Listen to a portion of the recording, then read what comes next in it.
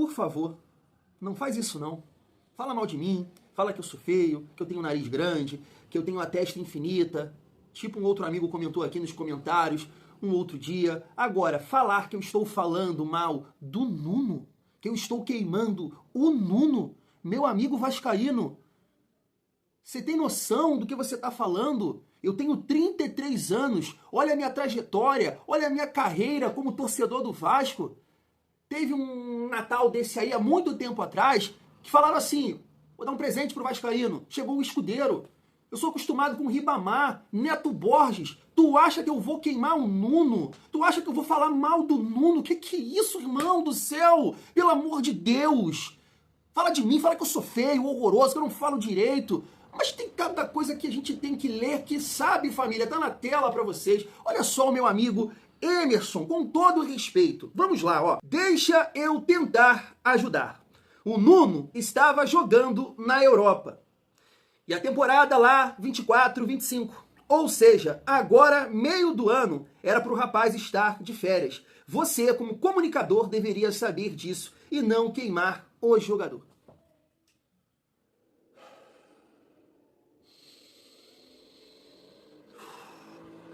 Esse comentário mexeu comigo, sabe? Ele conseguiu me derrubar.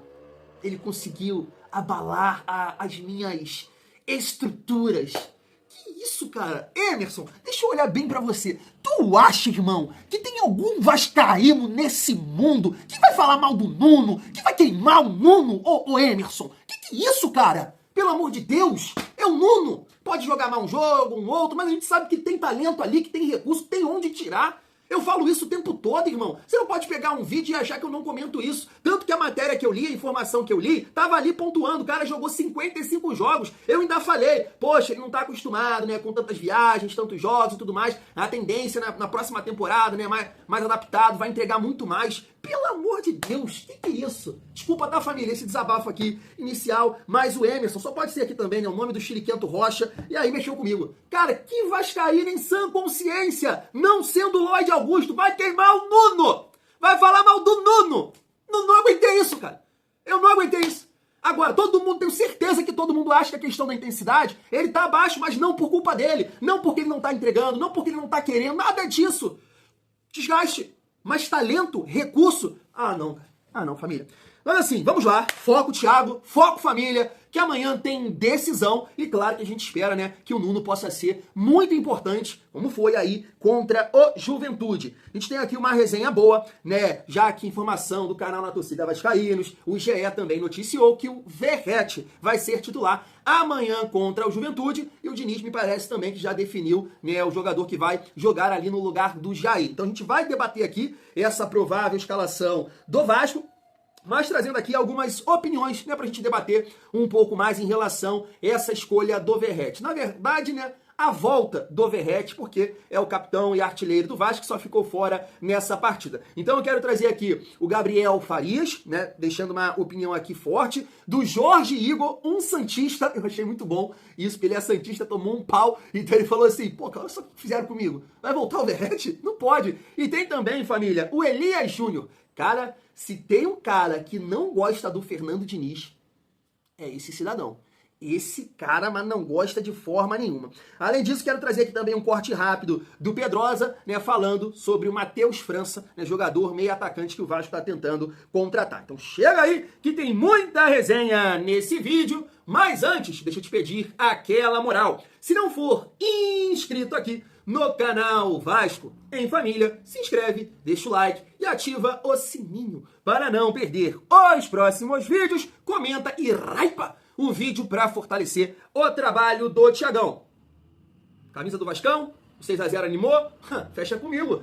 Vasco em Família, parceria Futifanatics. Todos os links da camisa do Vasco, das camisas do Vasco, né, vão estar aqui no primeiro comentário fixado, tudo organizado, separado a branca. Tem o link lá certinho, a preta. Show de bola. A laranja do Léo Jardim, sai trajadão na rua, tá aqui também. Thiagão, eu só te dou uma moral comprando no seu link, não é isso? Exatamente, família. Se você entrar no site Futifanatics, lá, comprar a camisa, passar o cartão, aí tu não vai estar fortalecendo o Thiagão. Eu pago alguma coisa a mais pra te dar uma moral? Nada, nada. Não paga R$1 a mais. Fechou? Tamo juntos? Vamos seguir a nossa resenha e já começar aqui, né, reagindo essa galera que tá falando sobre o Verratti, sobre a última atuação do Vasco, né, para agregar aqui no nosso debate. Vamos debater sobre essa provável escalação diante do Juventude. Um jogo decisivo para o nosso Vascão. Olha só. Tô longe de ser um hater do Verratti, mas o manual básico de uma equipe limitada, ele diz que você vence um jogo e vence bem, você mantém a escalação, né? Eu não vejo por que você voltar com o Verratti. Acho uma loucura ficar debatendo que ele é um problema. Só porque ele não jogou o Vasco, venceu por 6-0. Tem todo um contexto nisso aí, mas eu acho também que, pô, uma atuação tão boa, né? Um ataque tão móvel. O Diniz falou sobre isso na entrevista coletiva. Porque muita gente fez até uma leitura, o David vai entrar de centroavante. Nem foi isso. O David jogou aberto de um lado, o Ryan de outro, e ele fez ali uma movimentação incessante com o Felipe Coutinho e com o Nuno Moreira. E funcionou muito bem. Pô, cara, um time que tava em baixa, numa sequência de jogos em que criava e não vencia.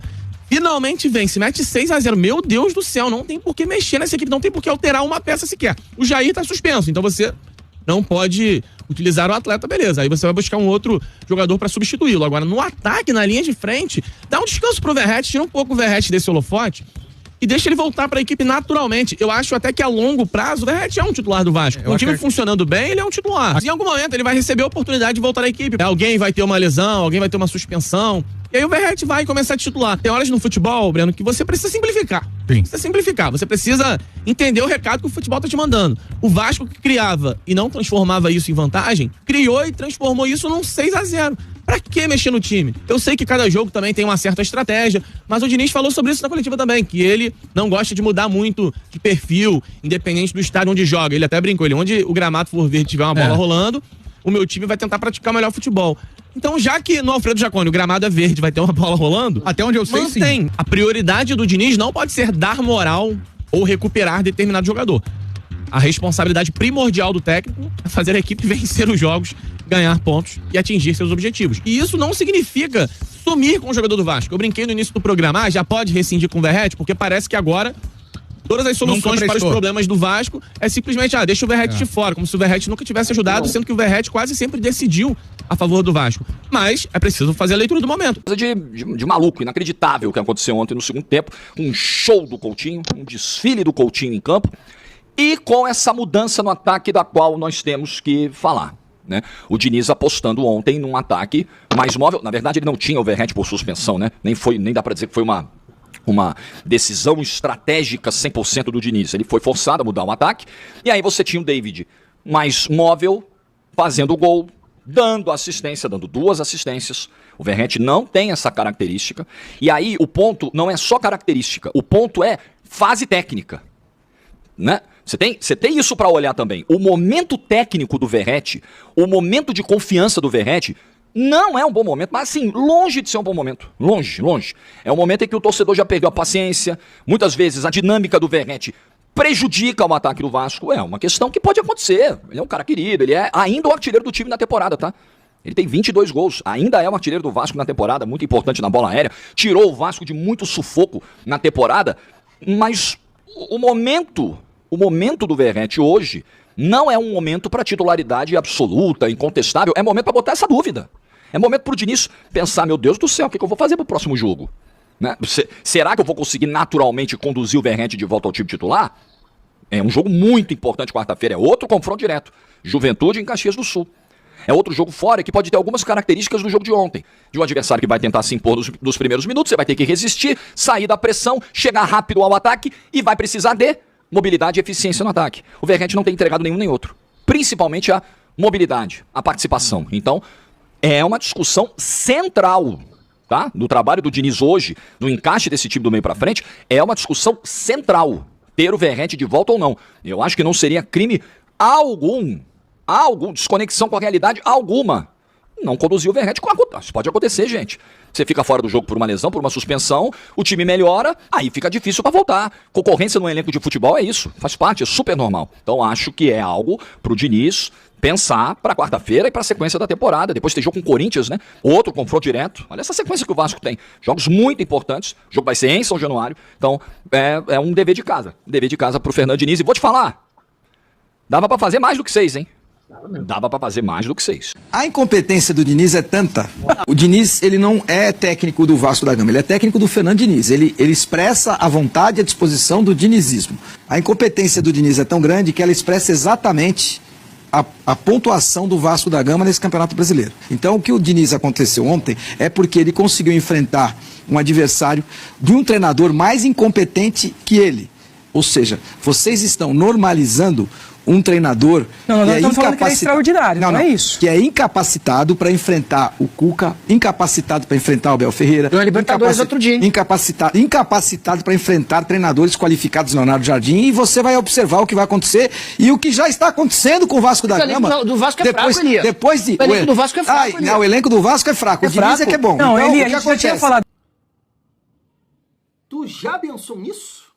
Imagina você, treinador de determinado time, seu time ganha de 6-0. Vai um cara na televisão, incompetente. Que isso, cara? Que mundo é esse, né, que a gente tá vivendo? Sendo que esse, né, treinador do Santos ganhou do Flamengo, do Felipe Luiz, ganhou do próprio Cruzeiro, né, que ele falou aí que o Diniz não tem condições de enfrentar o Leonardo Jardim, treinador do Cruzeiro. O Santos ganhou do Cruzeiro e o Diniz deu de 6 nesse treinador. Que loucura, né, família? Mas assim, ele toca num ponto ali que a gente vai trocar uma ideia sobre tudo que o Gabriel Farias falou e também o Jorge Igor, que são as insistências do Diniz e que às vezes assim passa uma impressão que ele tá muito mais focado em recuperar o atleta do que os resultados, sabe? Eu acho que nesse período, eu venho falando isso aqui com vocês, que o Diniz é um ponto forte do Vasco, ele faz o time do Vasco jogar bola, eu não concordo ali com o Nicola, beleza, o elenco é fraco, as opções, tá? Agora, o time titular do Vasco não é fraco. Não é fraco. O time titular do Vasco não é fraco. E eu acho muito difícil um time fraco, um time limitado ganhar de 6 da maneira que foi, tá? É como eu falei aqui, pode acontecer uma expulsão, um erro, uma falha, uma outra expulsão, um erro de arbitragem, e aí dá um placar desse aí. Agora, o que aconteceu no domingo não foi isso. Foi talento, foi qualidade, foi treinamento, foi trabalho. Né? Quem observou o PH pisando na área o tempo todo, Piton pisando na área o tempo todo, o primeiro gol do Vasco, PH e Piton, tá dentro da área, pô. Pô, isso não é por acaso, sabe? Isso não foi assim do nada, não, foi trabalho. O Vasco construiu aquele placar. Então o Diniz é um ponto forte, mas insiste com muita coisa que às vezes, né, irritam, e eu acho que passa, né, alguns resultados do Vasco aí, né, derrotas e até alguns empates pelas escolhas do Diniz. Vou lembrar aqui contra o Internacional, acho que 100% dos vascaínos tirariam o Verratti naquele jogo, pelo contexto, pela pressão, por ele não participar, por ele longe da área, é um jogador a menos. Ele continuou com o Verratti até o final do jogo, pô. E foi assim, até um recado divino, o Verratti dar assistência pro gol do Carboneiro. É uma loucura, sabe? E assim, família, eu entendo o torcedor do Vasco. Agora há pouco, inclusive eu tava aqui reagindo com vocês e lendo aqui os comentários do canal, e teve um amigo que comentou assim, se o Verratti estivesse em campo contra o Santos, seria 8. Eu respondi pra ele, não seria, irmão. Não adianta você pegar o teu sentimento pelo Verratti e comentar esse tipo de coisa. Não é realidade. Isso não é verdade. Você tá comentando o seu sentimento pelo Pirata. Acho que todo vascaíno guarda uma gratidão enorme no coração pelo Pirata. Foi muito importante em 23 e 24. Esse ano ainda, né? Tá sendo importante. É o artilheiro do Vasco no ano. Mas não faria. O Vasco não faria 8 gols. O Vasco não faria 6, irmão. Você tá esquecendo que o David fez jogadas que o Verratti não faz. O Verratti não faz aquele tipo de jogada aberto pelo lado esquerdo, o passe pro Tietê, o passe pro Coutinho. Então não, gente, não pode comentar assim. É o meu sentimento, eu amo o Pirata faria, o Vasco faria... Não faria. Respeita a sua opinião, mas não existe isso. Não existe. O Rica Perrone outro dia foi perfeito. O Vasco no máximo teria feito 2-0, de repente 3, e aí, né, ia ter dificuldade. Porque o Verratti não sabe jogar em transição, ele não faz o jogo caminhar, né, a dinâmica que o David e o Coutinho e o Nuno tiveram junto com o Ryan. Não adianta, sabe? É Lorde Augusto, tá? Desculpa, é Lorde Augusto, é por aí. Esse caminho de falar que seria... Não seria, irmão, não seria. E aí, família, um argumento que cai por terra, na minha opinião, é a questão de quem vai marcar os gols, se o Verratti sair, tá? Eu tava vindo aqui, eu fiz um levantamento aqui do ranking dos jogadores, né, que marcaram gols em 2024. Realmente é uma distância muito grande. Vou mostrar aqui pra vocês. O Verratti fez 23 gols, 7 do David, 6 do Lucas Piton, 5 do Payet e 4 do Adson. A gente chama a atenção aqui que 2 desses jogadores se lesionaram, sabe? Então ficou um lateral esquerdo, o Payet, que não era titular absoluto, com 5 gols. Então, assim, é isso. Esse discurso casava no ano passado. Só o Verratti fazia os gols. Esse ano, eu já não acho.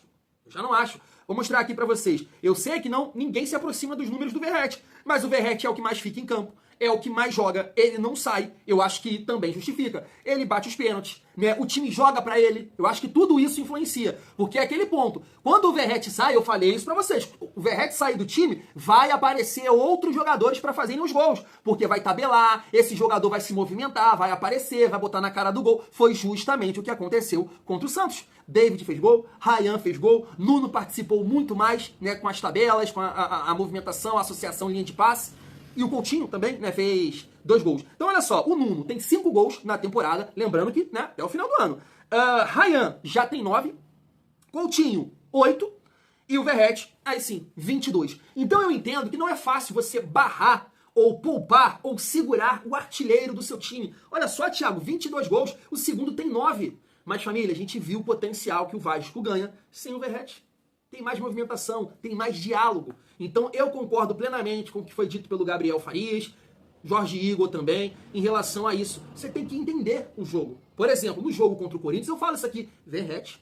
Vou de Verratti, porque me parece, a gente vai destacar isso, né, ao longo aí dos dias, da semana, o Corinthians vai chegar aqui cheio de desfalques, deve jogar recuado, fechado, entendo que é importante você ter um centroavante, né, deve povoar o meio campo, entendendo essa dinâmica do Diniz, né, toque me voe. Então o Verratti vai ser importante. Concordo plenamente com o Jorge Igor. Jogando fora de casa, vai ser um time que vai tentar pressionar, uma imposição física. Eu também gostaria de ver o Vasco com mais mobilidade, assim como foi contra o Santos. Mas, né, segundo o GE, o Diniz vai voltar com Pablo Verratti. E aqui, de forma nenhuma, eu tenho certeza absoluta que quem não concorda com esse retorno, você acha que vai torcer contra? De forma nenhuma. É uma opinião, é uma visão de bola. Eu vou estar aqui torcendo muito para que o Verratti possa 1, 2, 3.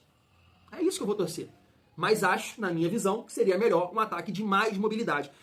E eu acho assim, para aquela galera, né, os torcedores do Vasco, não funciona, não dá para tirar o Verratti. Não, pelo amor de Deus, vamos tentar achar, né, outros argumentos. Esse não cabe mais, tá? Esse não cabe mais porque o Vasco fez 6 gols, né, no Santos sem o Verratti. E eu tô pontuando aqui os números. Coutinho tá fazendo gol. Ryan tá fazendo gol. Nuno faz gol. O David teve a sua primeira oportunidade aí, né, com esse ataque mais móvel, fez gol. Então é isso. E aí, família, vamos lá, vamos entrar aqui no jogo. Olha só. O Juventude vive dias de preocupação no setor defensivo. A matéria está pontuando aqui que para o jogo de amanhã, o Carpini ele tem 2 zagueiros apenas. Um tal de Abner e o Wilker Angel. Os demais todos lesionados, eu não sei se está suspenso, mas só tem essas 2 opções. E é uma das zagas, na verdade, a mais vazada, né, da competição. Eu posso colocar aqui na edição, mas eu acho que é 38 gols sofridos, é uma coisa assim. Né? Enquanto isso, deixa eu ver aqui exatamente, ó. Exatamente, 38 gols sofridos e o Vasco deu uma alavancada aí, né? Agora o Vasco é o 4º time com mais gols marcados, com 25 gols na competição, ao lado do Bahia, que também tem 25. Mas a gente vai ter esse retorno aí, né, do Pablo Verratti. E aí, família, o provável time, Jardim, PH, Hugo Moura e Lucas Freitas. Lucas Freitas, que conhece bem, né, o Juventude, atuou no ano passado por lá. Piton, que foi muito bem contra o Santos, né? Thiago Mendes e Tietê, né? A gente vai trocar uma ideia sobre essa escolha. Coutinho, Nuno Moreira, Ryan e Verratti, né? O Verratti a gente não tem muito assim o que falar, a gente entende a dinâmica dele, é um jogador que tem que ficar dentro da área, né? Cruzamentos e tudo mais. Ele impede essa movimentação, essa troca de passos, isso é muito claro. A gente sabe, a gente conhece o Verratti. Tanto que em 2024, quando o Adson se lesionou, quando o David saiu, o Vasco era dependente, né? Verratti dependência. O Vasco tinha uma dependência do Verratti. Hoje eu bato nessa tecla. Não tem. Não tem. Eu espero que o Diniz, com esse jogo do Santos, beleza, escolheu o Verratti. Eu não sou o torcedor que acha que o Verratti é um problema. Agora, a gente viu. Todo mundo observou. O campo gritou. Ele não pode ser intocável. Não pode. Tem momentos, tem jogos que você vai deixar o Coutinho em campo e vai tirar o Verratti. Tenta potencializar o Coutinho, colocando um jogador para dar essa dinâmica para ele, porque a gente sabe que ele é decisivo aí, ó. Olha a qualidade que ele demonstrou contra o Santos. E tem outros jogos que, beleza, vai exigir, vai pedir o Verratti centralizado, então continua com o Verratti. Tem que ter esse entendimento. Agora, não dá pra você ficar assim pro Verratti e mirar todo mundo. Aí não, isso eu não concordo. Isso não pode, na minha modesta opinião. Em relação aqui à escolha do Thiago Mendes, família, a gente debateu sobre isso aqui, né, sobre a possibilidade de colocar um zagueiro, adiantar o Hugo Moura pra cabeça de área, se ele ia chegar com o Barros, né, porque o Barros é um jogador de mais força física, mas ele optou pelo Thiago Mendes, que é um cara que eu entendo, sim, fisicamente, ele, não sei se ele tá 100%, imagino que não. Mas o Thiago Mendes, ele tem mais pegada que o Jair. O Thiago Mendes já jogou de primeiro volante, em alguns momentos na carreira de zagueiro. Então ele tem mais essa capacidade de marcação. Mas tem a questão física. A gente viu contra o Mirassol, um time que acelerou pra cima do Vasco, com o Thiago Mendes e Tietê, a merda que foi. A merda que foi. A liberdade que o adversário teve pra associar, pra chutar de fora da área, porque o time ficou sem pegada. E aí soma isso Nuno, Ryan, Verratti e Coutinho, que também tem essa dificuldade de marcar. Por isso que a gente pede um time de mais mobilidade fora de casa, para que os jogadores de frente, aí você coloca o David, que acaba recompondo mais, né? Jogou ali em alguns momentos aberto pelo lado esquerdo, ele recompõe melhor que o Nuno. Então isso também ajudou o Vasco defensivamente. Por isso que a gente fala, não dá para pensar o Vasco só com a bola. Só com a bola no pé. Tem que pensar o jogo também sem bola. Isso é muito importante. Então a escolha do Thiago Mendes é a mesma preocupação que eu tenho em relação ao Jair. E vou sempre pontuar isso aqui, sempre bater nessa tecla. A bola, onde ela cair, tranquilo. Thiago Mendes tem recurso, Tietê tem recurso, Coutinho tem recurso. Mas sem bola eu tenho uma preocupação. Porque acho o time do Juventude infinitamente pior tecnicamente do que o Santos, mas é mais físico que o Santos. Então a gente tem que observar esse setor aqui de meio campo, e aí, né, nos outros setores não teve mudança, né? Linha de 4, aqui foi contra o Santos, e no ataque, né, entrou o Verratti e o Thiago Mendes. Então vou ficar aqui na torcida porque o Vasco precisa ganhar do Juventude e chegar aqui com toda a moral do mundo para encarar o Corinthians. E a gente vai falar sobre o Corinthians a partir, né, de quinta-feira, né? Porque o Neto já largou uma lá, né? Falando, vamos dar de... Que isso, Neto? Pelo amor de Deus, se o Vasco perder desse jeito aí pro Corinthians, tá de sacanagem comigo. Não é possível. E aí, família, pra finalizar o nosso vídeo, um corte rápido aqui do Pedrosa, né, te atualizando sobre o Matheus França. Olha só. Notícia exclusiva que a gente trouxe ontem. Matheus França, jogador de 22 anos, revelado pelo Flamengo, atualmente está no Crystal Palace, e o Vasco da Gama negocia o empréstimo desse jogador.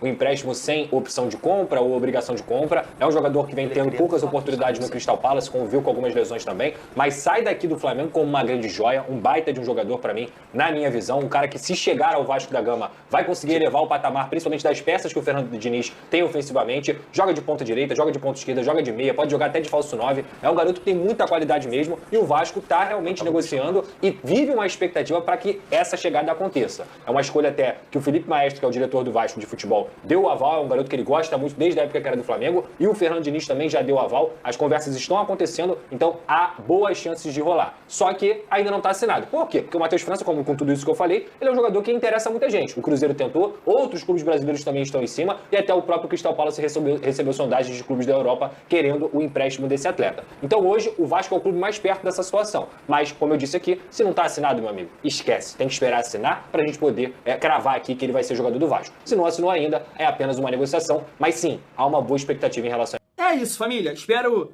né, que o Vasco consiga essa contratação, porque entendo que é um garoto que tem talento, deve estar com muita fome, né, de jogar, de atuar, porque vem jogando pouco lá no Crystal Palace. Espero que isso seja verdade, né, que ele tem o desejo de trabalhar com o Fernando Diniz. Vamos ver, né, se o Vasco consegue acertar essa questão salarial, se o Crystal Palace entende que é interessante emprestar ele para outro clube na Europa. Né, a gente tem que aguardar, mas, né, ficando aqui na torcida para que o Vasco consiga reforçar esse elenco. Né. Tava até vendo aqui que o Fortaleza acabou de ser eliminado, né, pro Vélez na Libertadores. Então é mais um time focado no Campeonato Brasileiro, assim como Santos e assim como Grêmio, por exemplo, né?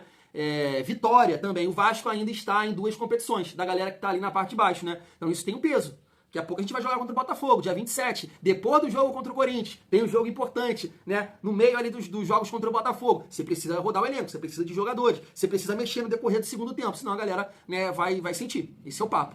Fui, tamo junto.